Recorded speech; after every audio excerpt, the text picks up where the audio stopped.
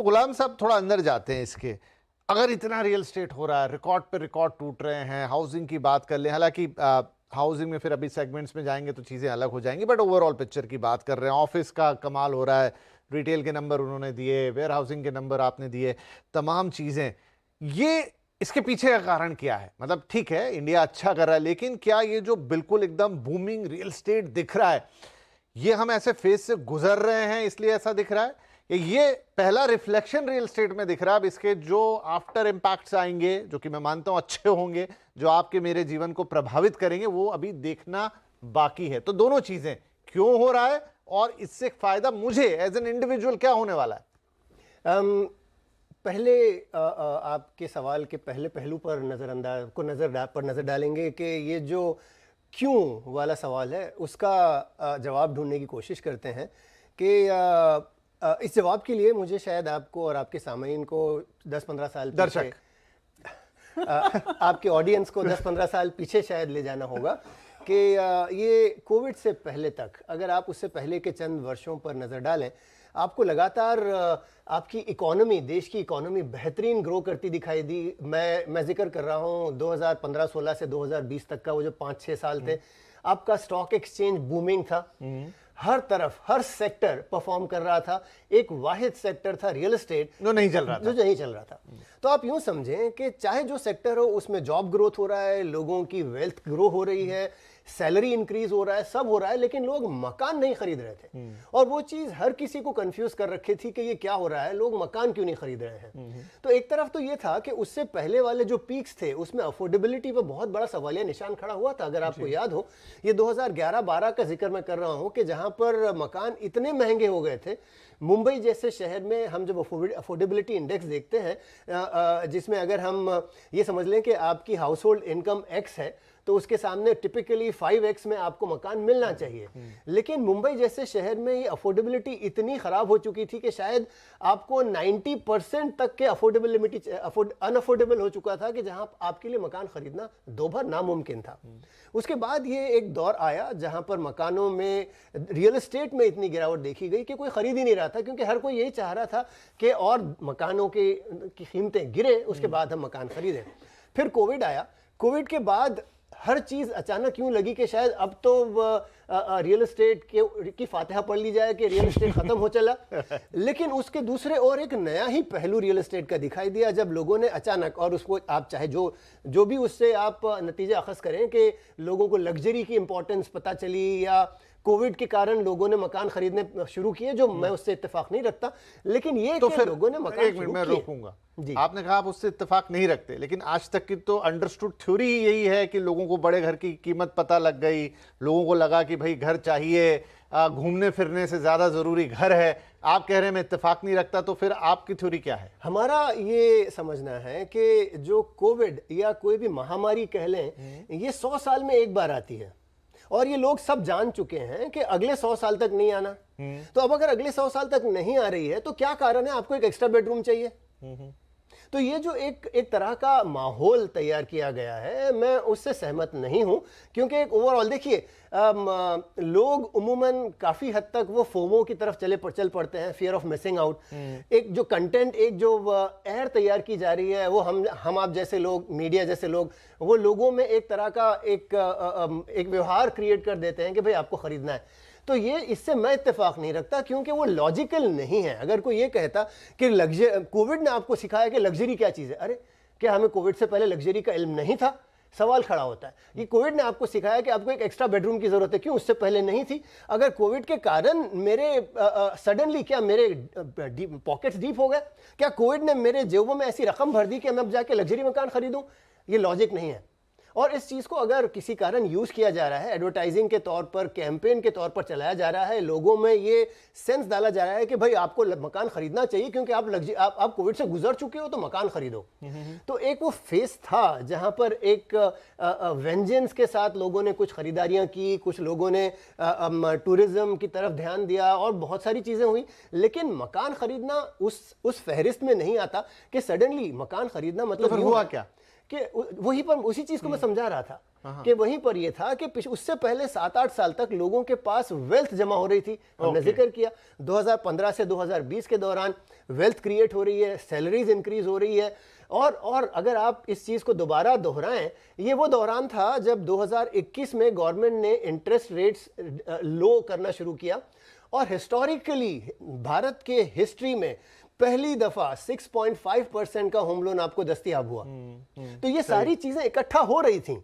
एक तो आपके पास डीप पॉकेट्स तैयार हो रहे थे, 5-7-8 साल तक आप अपनी वेल्थ क्रिएट कर रहे थे, मकान नहीं खरीद रहे थे, फिर होम लोन इंटरेस्ट रेट इतना नीचे आ गया, फिर आपने ये पाया कि इस दौरान में मकानों की कीमतें सबसे अफोर्डेबल लिमिट पर आ चुकी हैं। राइट, बिल्डरों ने भी कहा बेचेंगे। बिल्कुल। तो वो सारी चीजें इकट्ठा होने के बाद आपको एक माहौल तैयार हुआ और एक रीजन बना लोगों को मकान खरीदने का।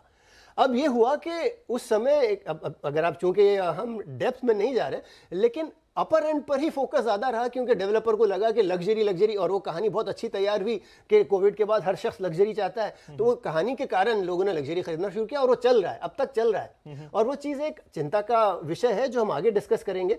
लेकिन क्यों का जवाब यहां से आपको मिलेगा कि सभी के पास उससे पहले के 8-10 साल का पेंटअप डिमांड मार्केट में था।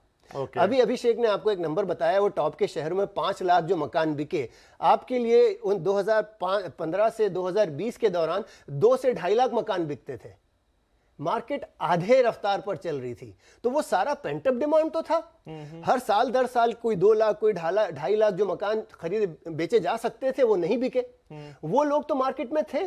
तकरीबन 8 से 10 लाख ऐसे लोग बिल्कुल रहे हैं जिन्होंने उस दौरान में अपने मकान खरीदने का डिसीजन डिले किया है। आज वो लोग हैं मार्केट में, उनके पास पॉकेट्स भी हैं, डीप पॉकेट्स हैं। आप ये समझें कि जो उमूमन रियल एस्टेट का ग्रोथ रेट उमूमन 7-8% पर एनम आंका जाता है, अगर आप वर्स्ट जो केस भी पकड़ लें, आप इन्वेस्टमेंट की पोर्टफोलियो पर देखें, आपको एसआईपीज भी आपको डबल डिजिट में ग्रोथ दे गए हैं। 20% तो नॉर्मल, लेकिन मिनिमम आपने 12-13% वहां भी ग्रो किया। तो ये जो आपके पैसे, आपकी वेल्थ ग्रो हुई है जो 2015 से 16 से 2020 तक, वो दोबारा विथ वेंजेंस जो वापस रियल स्टॉक एक्सचेंज में दोबारा पैसा आया है, वही सारा पैसा है।